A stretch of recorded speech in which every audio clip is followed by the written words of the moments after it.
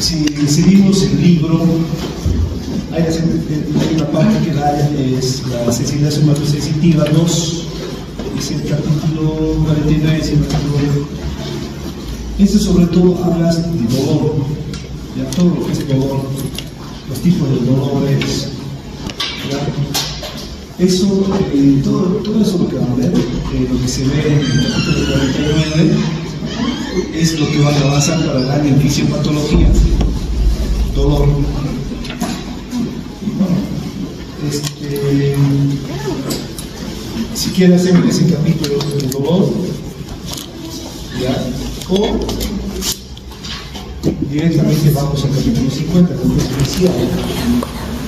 ¿Y este capítulo no entraría en el examen? No, si no avanzo no entra. ¿Ah, este sí? No sé. No puedo tomar examen del capítulo que no avance, ¿no? ¿Qué tendrán?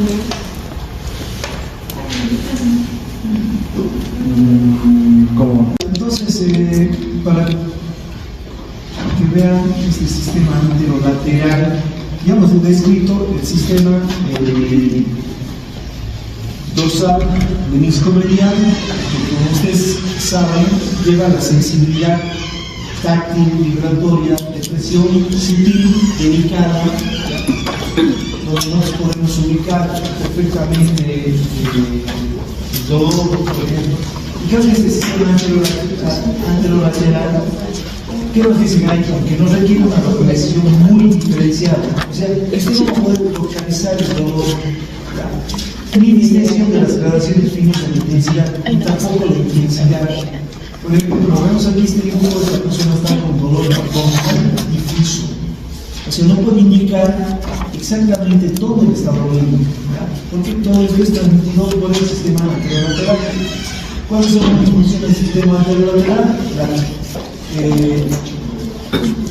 Llevar la sensibilidad, sobre todo de la temperatura.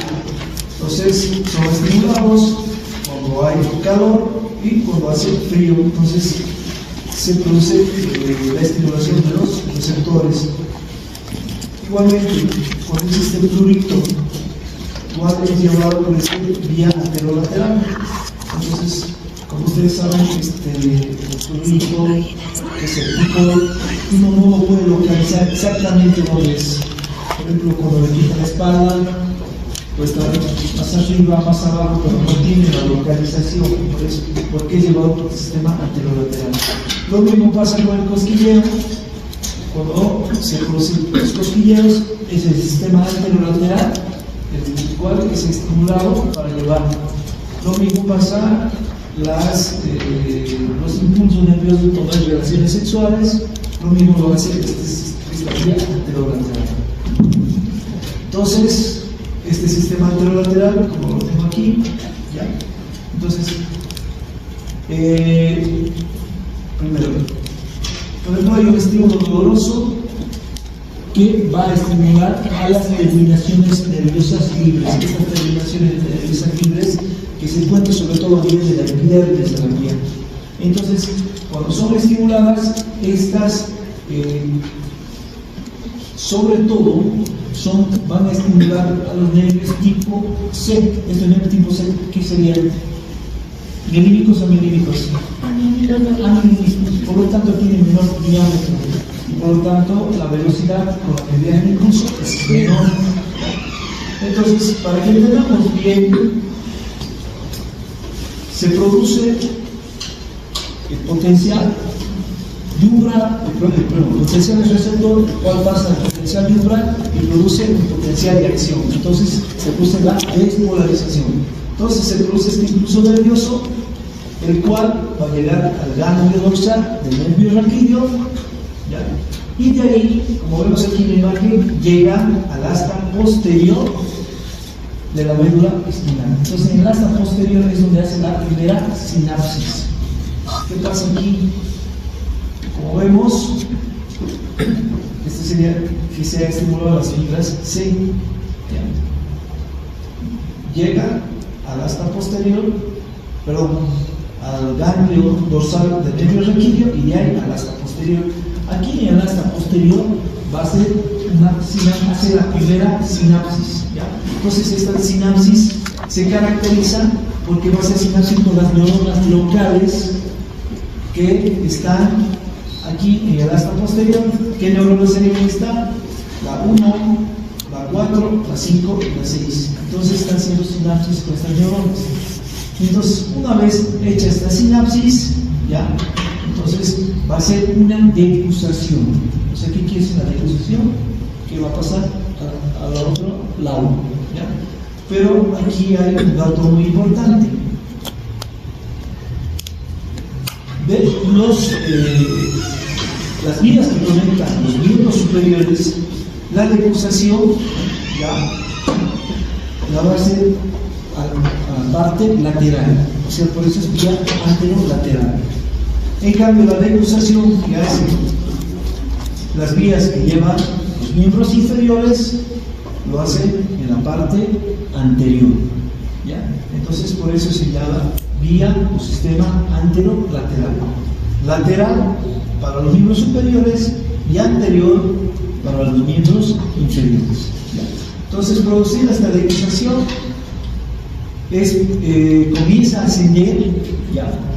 El impulso nervioso pasa el bulbo raquídeo en su parte inferior y llega en el bulbo raquídeo, va a generar fascículos. Estos son los fascículos espinos reticulares, como vemos aquí, va a producir estos fascículos espinos reticulares. Entonces sigue ascendiendo esta vía anterolateral, llega al mesencéfalo,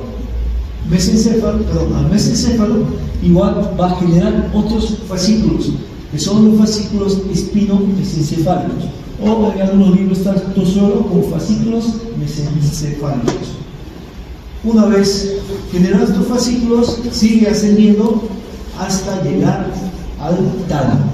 Ahí en el tálamo va a ser sinapsis con el complejo ventrobasal y con los núcleos intralaminares, ¿ya? Entonces, de ahí,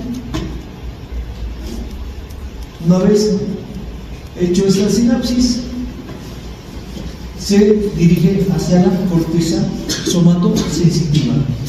Lo que es miembros inferiores, como sabemos, va a la parte medial de la corteza somatosensitiva. Lo que es miembros superiores va a la parte lateral de la corteza somatosensitiva. Entonces, ya hemos descrito todo de cómo participa esta vía anterolateral, desde que se estimulan los receptores cutáneos hasta que llega a la corteza somatosensitiva. Ahora, el análisis, por ejemplo, de las señales táctiles se produce sobre todo a nivel del complejo ventrobasal y de los núcleos intralaminares que se encuentran en el tálamo. Entonces, estas señales táctiles son analizadas aquí. ¿Ya? ¿Sí o no? Y las señales de todo, entonces, sobre todo, se analizan a nivel del fascículo espino-mesencefálico y del fascículo espino-reticular. Entonces, estas señales son analizadas a estos niveles.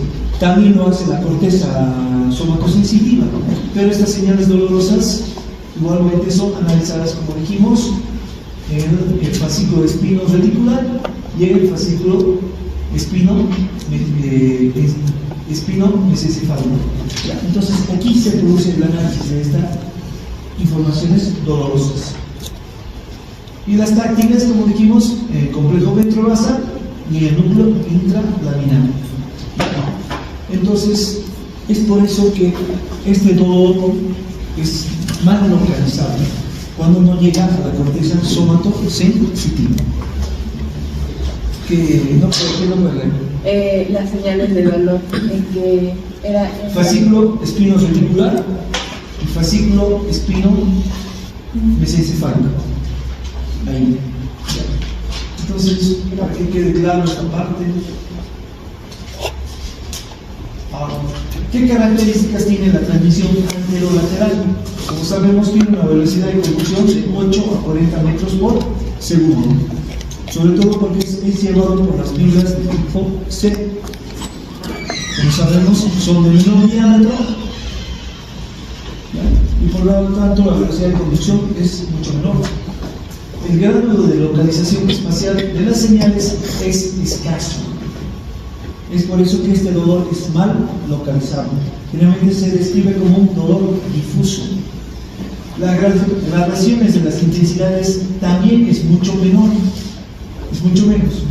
O sea, igual es la intensidad del dolor puede ir de leve a moderado, de moderado a intenso. O sea, no se puede identificar la intensidad.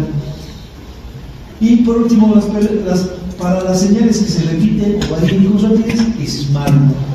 Como sabemos, hay señales, por ejemplo, si ponemos los receptores articulares, son señales repetitivas, ¿ya?, que van, y bueno, es que hacen estas señales, informan a nuestra corteza somatosensitiva de la posición de nuestras articulaciones, sobre todo en el movimiento, ¿ya?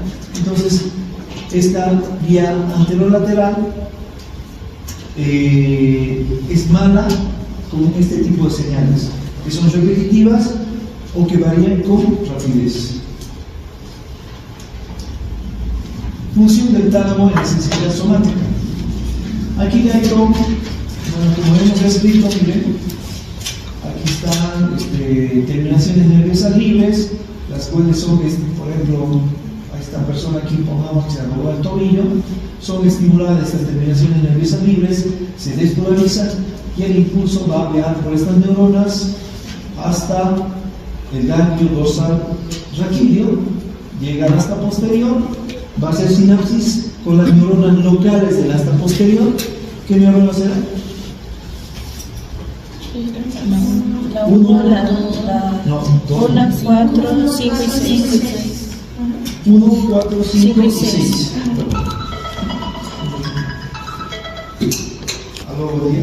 La estimulación pasa por y hace la sinapsis primero con las neuronas locales. Dijimos 1, 4, 5 y 6. ¿Ya? Luego de hacer esta sinapsis, entonces hace la decusación. Si corresponde a los miembros inferiores, ¿hacia dónde la decusación? Hacia los anteriores. Anterior. ¿No es? Es una vía anterior. Pero si es una decusación en los miembros superiores, es lateral. Entonces, luego, como vemos aquí, hace una vía ascendente, como vemos, la cual puede ser lateral o puede ser, aquí está, medial. Entonces pasa bulbo raquídeo, pasa el encéfalo, genera sus fascículos, como vimos, los espinos reticulares, los espinos mesencefálicos. Luego llega al tálamo, y como dijimos, aquí hace sinapsis con el núcleo ventrobasal y con el núcleo intralaminares. Y de ahí la información va a pasar hacia la corteza somatosensitiva. Ahora, una parte de Guyton habla de las funciones del tálamo. ¿Cómo lo explica esta parte? Dice, si hacemos una recepción bilateral de la corteza somatosensitiva, ¿qué iría a pasar? Lo que pasa es que la sensibilidad sutil, delicada, se quedaría anulada. ¿Ya? Entonces, no se produciría. Si no actúa la corteza somatosensitiva, esta sensibilidad táctil, vibratoria, de presión, que es sutil, delicada, se anula totalmente. Entonces, el tálamo puede cumplir estas funciones analizando las sensibilidades de dolor, las sensaciones táctiles. ¿Ya? Entonces, una sensación dolorosa sí podría ser analizada, pero sería un dolor mal localizado. ¿Ya? O sea, usted no podría indicar exactamente donde le duele.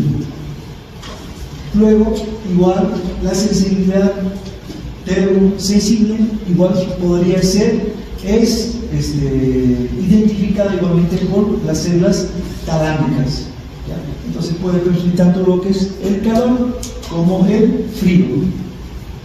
Y igualmente la sensibilidad que produce prurito puede ser identificada por estas células del tálamo. Entonces, estas serían las principales funciones del tálamo.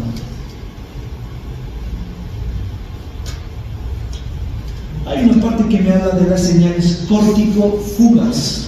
¿Ya? Estas señales corticofugas se producen a nivel de la corteza. Entonces, ¿qué hacen estas señales? Regulan la intensidad de la entrada sensitiva y se caracterizan porque son neuronas inhibitorias. Entonces, estas señales corticofugas serían más o menos retrógradas. ¿Por qué? Porque producen una disminución de la dispersión lateral sensitiva. ¿Ya? Como hemos visto, cuando existe una neurona que se despolariza en la vía sensitiva, esta comienza a ascender y la señal se produce una divergencia. ¿Por qué? Porque estas señales se tienen que amplificar. ¿Ya? Entonces, cuando hay esta dispersión, esta disminución de las sensaciones laterales, entonces, sobre todo, estas señales corticofugas van a producir la inhibición de estas partes laterales. ¿Ya? Entonces, así las señales sensitivas van a ingresar sobre todo en la parte central. ¿Ya? Entonces, por eso dicen disminución de la dispersión lateral sensitiva. ¿Qué más produce? Mantienen al sistema sensitivo operando dentro de los márgenes de sensibilidad. O sea, gracias a esta inhibición que producen estas señales corticofugas, esta sensibilidad no es exagerada. ¿Ya? Entonces, más de todo, ustedes cuando vean para dar fisiopatología, van a hablar mucho del umbral de dolor. ¿Ya? Entonces, sobre todo, se debe a estas neuronas inhibitorias. Ahora, ¿quién tiene el umbral de dolor más bajo? ¿El hombre o las mujeres? ¿El hombre? El hombre. Con el umbral es más bajo, tolera más el dolor. ¿El hombre? ¿Qué dice? ¿Qué dice Héctor? ¿Quiénes aguantan más el dolor? ¿El hombre o las mujeres? ¿Quiénes toleran más el dolor? Dice aguantar el dolor, pero dice aguantar el dolor. ¿Qué dices? ¿Quién tolera más el dolor? La cocina, por eso más que Eso hombre tolera más el dolor. pero ahorita de esos Nos va a dar una respuesta. para poder responder más tranquila. No diga depende. No. Tú ya estás estudiado. De- Las mujeres toleran más el dolor. Por eso Tienen el umbral más bajo. no ves que Claro. El dolor es el trabajo del parto. Ajá, la escucho decir eso. No tiene comparación el dolor del parto. Pero ahora creo que las mujeres muy poco van a parto. Ya no.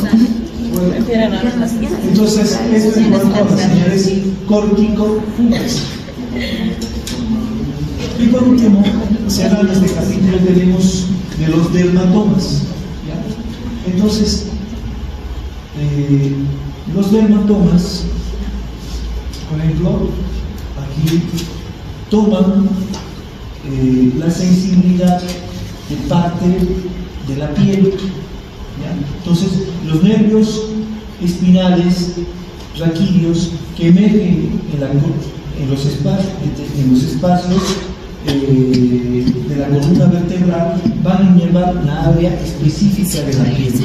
Por lo tanto, la sensibilidad, por ejemplo, C4, C5, C6, C7, C8, T1, ¿qué plexo está formando? ¿Qué plexo braquial? El plexo braquial.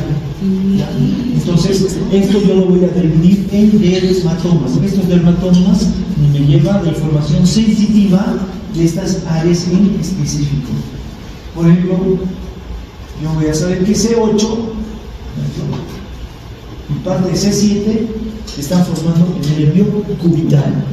Entonces me está llevando información sensitiva, dolorosa, táctil, vibratoria de esa parte del cuerpo. Si hablo de C6, sobre todo, el nervio radial, entonces lleva información sensitiva, vibratoria, táctil de esta parte de la piel. ¿Ya? Entonces, ¿por qué es importante saber todo esto? ¿Ya? Sobre todo, por ejemplo, si usted quiere bloquear un nervio, ¿ya? Bueno, si quiere operar todo el brazo, aquí en la parte proximal, ¿ya? Entonces tendré que bloquear el radial, el mediano y el cubital. Entonces lo tiene que hacer más arriba. Entonces, sabiendo qué dermatomas son los que inervan esas partes específicas de la piel, aparte de los músculos y el hueso, usted puede bloquear un nervio específico y la persona no va a tener dolor. ¿Ya?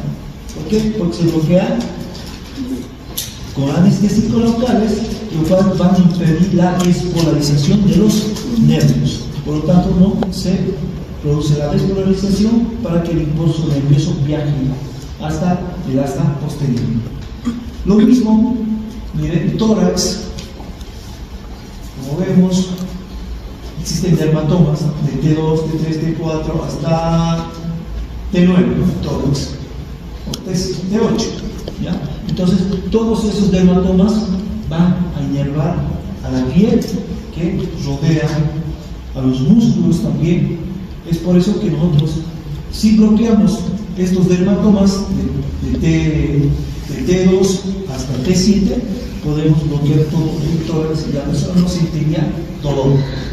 Lo mismo, abdomen, bloqueamos T9, T10, T11, T12, igual producimos un bloqueo sensitivo de toda esta área inervada. Lo mismo miembros inferiores, todos los nervios que emergen llevan información sensitiva desde T12 hasta L5, hasta S1. Entonces, yo igualmente, sabiendo dónde emergen estos nervios, por ejemplo, la anestesia raquídea o la anestesia peridural, que hace bloqueo de los dermatomas. Es por eso que usted no siente dolor cuando lo opera. Entonces, esto es muy importante de saber los dermatomas, qué partes están inervadas. Por ejemplo, igual, si se produce una fractura de la columna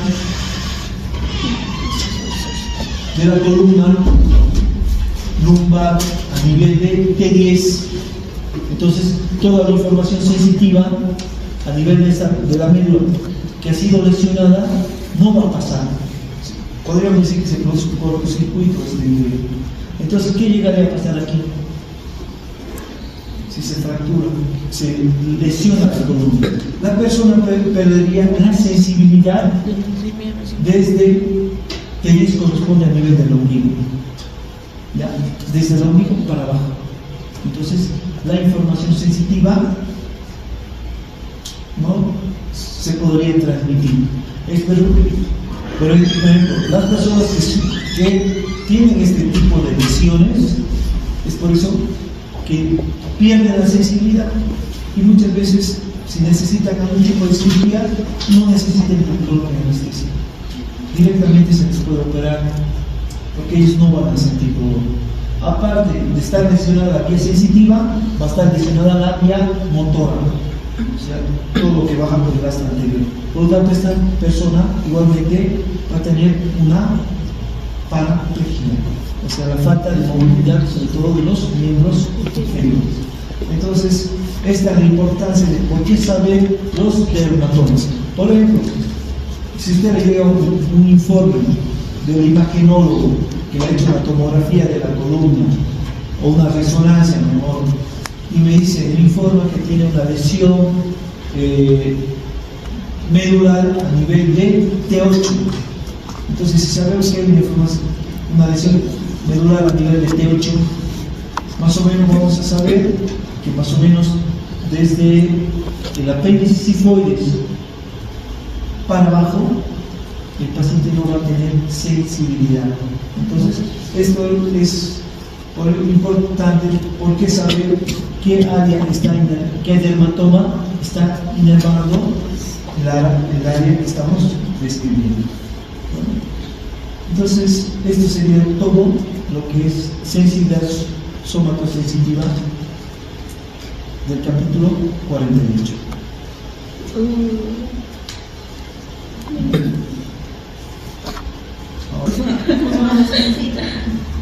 Doc, una pregunta, en el caso de las personas que no pueden sentir dolor, ¿estaría afectado el tálamo y la corteza? ¿Perdón? En el caso de las personas que no pueden sentir dolor porque hay esos casos, ¿verdad? ¿Estaría bloqueada la corteza y el tálamo? ¿Cómo funcionaría? O sea, si hay una lesión a nivel de la médula. Sí, porque la corteza y el tálamo. Si está intacto la corteza y el tálamo, la información sensitiva de estas partes del cuerpo no llega. O sea, es como si se hubiera cortado un cable, ¿ya? Y no hay la sinapsis para que la información ascienda y llegue al bulbo raquídeo, llegue al mesencéfalo, llegue al tálamo, no va a llegar la información sensitiva, ¿ya? Porque se ha producido una lesión a nivel de la médula, ¿ya? Y no es solo que se va a dañar la médula, o sea, igual, o sea, la asta dorsal, la asta anterior, o sea, la vía motora y la vía sensitiva. Igual hay daño de la parte autónoma, simpática y parasimpática. ¿Ya? Entonces, al producirse este tipo de lesiones, ¿ya? Simpáticas y parasimpáticas, entonces hay un descontrol del sistema autónomo. Es por eso que las personas, cuando por ejemplo sufren una fractura del cuello, ya hay una lesión completa de la médula espinal, pierden todas las respuestas sensitivas y motoras, no pueden mover los brazos ni las piernas, los músculos respiratorios no funcionan, entonces esta persona no puede respirar. Igualmente, el corazón comienza a producirse una bradicardia, es por eso que hace un paro cardíaco y esta persona puede llegar a fallecer. Aparte, se produce hipotensión, o sea, como el sistema simpático está totalmente desconectado, entonces no hay quien vaya contra el parasimpático. ¿Ya? Esto lo van a ver para el año en fisiopatología, pero tienen que comprender todo lo que estamos viendo cuando vean shock distributivo. ¿Ya? Todo esto se ve de shock. ¿Y cómo tratarlo? ¿Ya? Entonces, ahora nos tocaría lo que sería fisiología de todo. ¿Cómo?